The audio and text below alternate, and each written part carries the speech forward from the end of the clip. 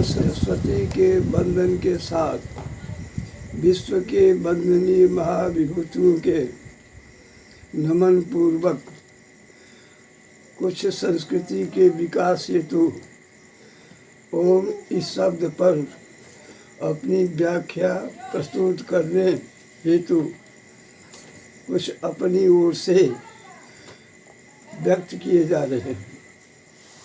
हमें आज की व्यवस्था को देखकर लगता है कि संस्कृति का बहुत बड़ा क्षरण हो रहा है। बड़े बड़े उच्चतम व्यक्तियों के बीच संस्कार का सूर्य समाप्त हो चुका है। वो व्यवस्था में युवा वर्ग चले जा रहे हैं। सम्मानीय महापुरुष भी संस्कृति की उपेक्षा करके अपने को बहुत उच्चतम श्रेणी में रखना चाह रहे हैं। इसी बिंदु को देखकर आचार्य की हैसियत से कुछ कहने को विवश होना पड़ा है। ओम इत्येकाक्षरम ब्रह्म।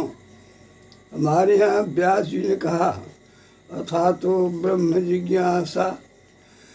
यहाँ जो कुछ भी हमने पाया है और यहाँ आने का मकसद सिर्फ रोटी प्राप्त करना नहीं है और बीटेक एमटेक की शिक्षा ही लेना नहीं है। सांस्कृतिक धरोहर किस काम के लिए? विरासत में मुझे चरित्र मिला है राम कृष्ण का। कृष्ण की लीला मुझे प्राप्त हुई है और श्री राम की मर्यादा मुझे प्राप्त हुई है। अफसोस आज हम दोनों भूले जा रहे।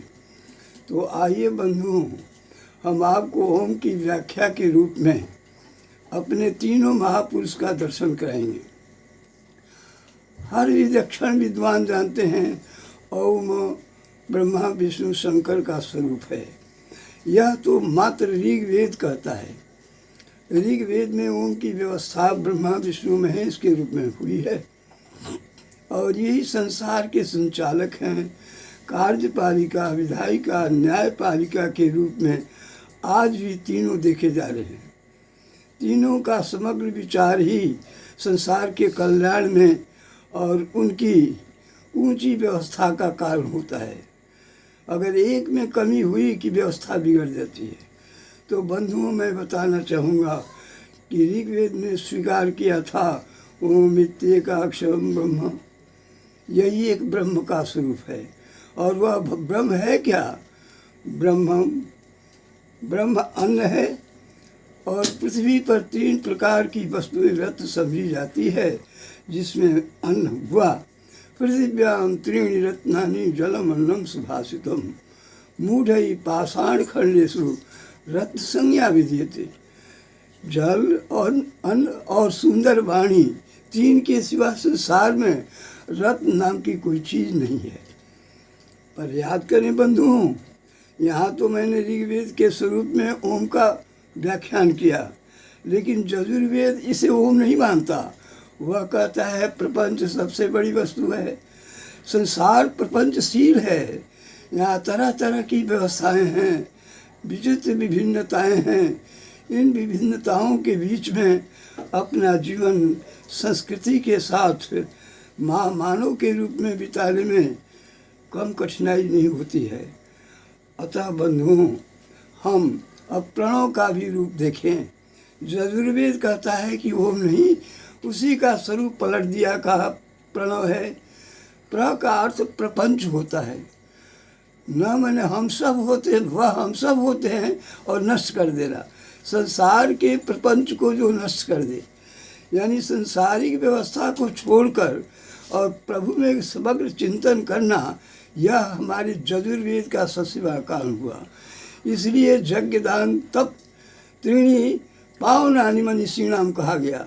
ये यज्ञ दान तप 3 बड़े पावन हैं, पवित्र करने वाले हैं। अफसोस आज यज्ञ नहीं कर पाते आप तो थाना में जाना पड़ता है। दान नहीं कर पाते, कचहरी के फेरे लगाते हैं। और तब ये नहीं कर पाते तो आपको हॉस्पिटलों में समय बिताना पड़ता है। आइए बंधु, मैं आपको सचेत करना चाहता हूँ कि आप अपनी व्यवस्था में बदलाव लावें। केवल हमें रोटी पाने के लिए यहाँ आना नहीं हुआ है। I have to come here not to eat food.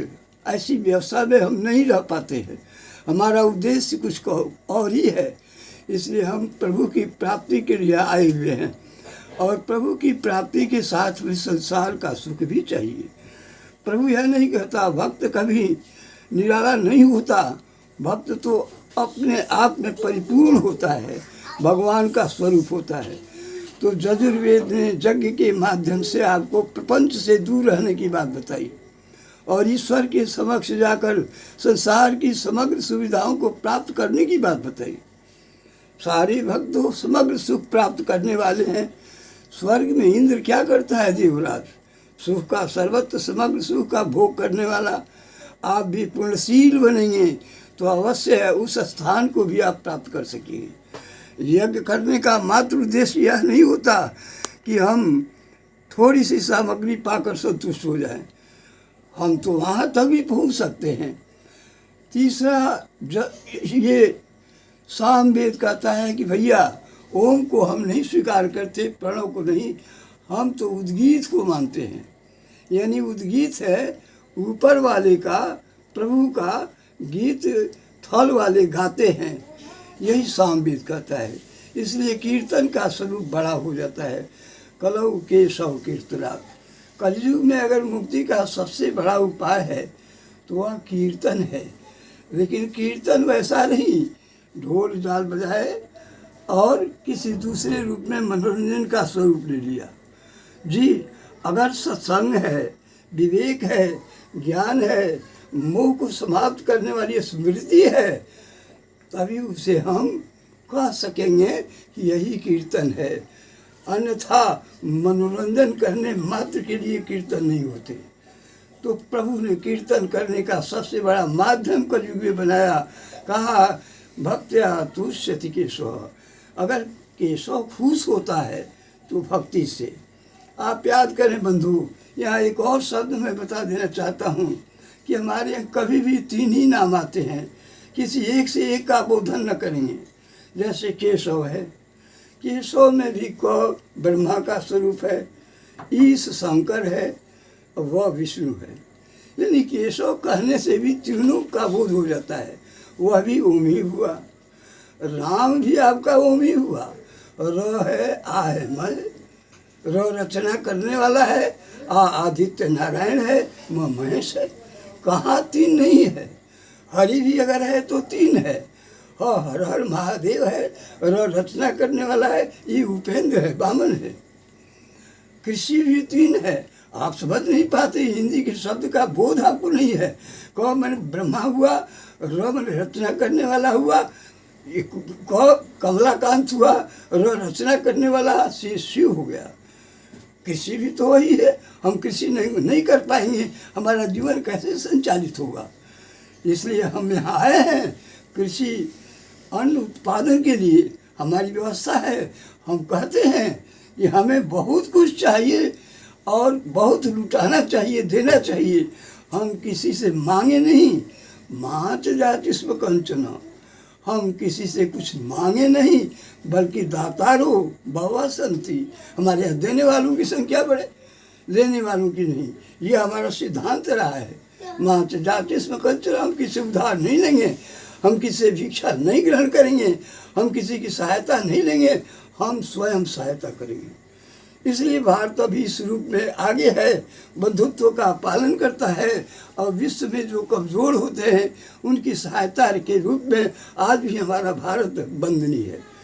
आइए बंधु, मैं आपको समझाना चाहूँगा कि इस तरह की सहायता करने के लिए हमें उद्गीत का भी पालन करना चाहिए, भगवान का कीर्तन करना चाहिए। ऊपर कोई बैठा है, वो हमारी सारी समस्या को देख रहा है, हमारे किए कर्मों का प्रतिफल उसे प्राप्त है। इसलिए हम ऐसा करें ताकि हमें निरंतर सुख प्राप्त होता रहे। अब आइए अथर्ववेद कहता है। अथर्ववेद तो वह वेद है जिसमें पैसे पाने की सारी विधियां हैं। हवाई जहाज बनाओ, बड़ी बड़ी वस्तुओं का निर्माण करो, वैज्ञानिक वस्तुओं का और खाद्य वस्तुओं का भी, या अन्य सारी वस्तुओं का संचय कैसे होगा, जादू टोना क्या है, मंत्र तंत्र क्या है और वैज्ञानिक विस्तार क्या है, ये अथर्ववेद में है। वो अथर्व यानी पैसा, द्रव्य, पैसा कमाने की शक्ति, बुद्धि, पराक्रम, तो ये उपाय अथर्ववेद ने बताया, अथर्वा ऋषि ने। तो उन्होंने कहा मैं भैया न प्रणव को मानता, न उद्गीत को मानता, न ओम को, मैं तो उत्कर्ष के रूप में उन्हें देखता हूँ। उत्कर्ष यानी ऊपर वाला, कर्ष माने खींच लेना, सभी व्यक्तियों को अंत में कृमिविट भस्मांतम शरीरम, प्रभु ऊपर खींचेगा, आप वहीं जाएंगे। इसलिए अच्छा तो होगा कि हम यह समझें कि हम आए हैं यहाँ कुछ कर्तव्य संपादन के लिए, न कि ऐसे ही खाने पीने के लिए। इसलिए मैं यहाँ ओम की परिभाषा देकर पुनः बताना चाहूँगा, ये एक उपनिषद है जहाँ हम बैठकर प्रभु की सेवा में लग सकते हैं, वह है कठोपनिषद को। और ठ का पालन कीजिए, यानी आप हिंदी के विद्वान समझने का प्रयास नहीं करते, शब्दों का बोध नहीं हो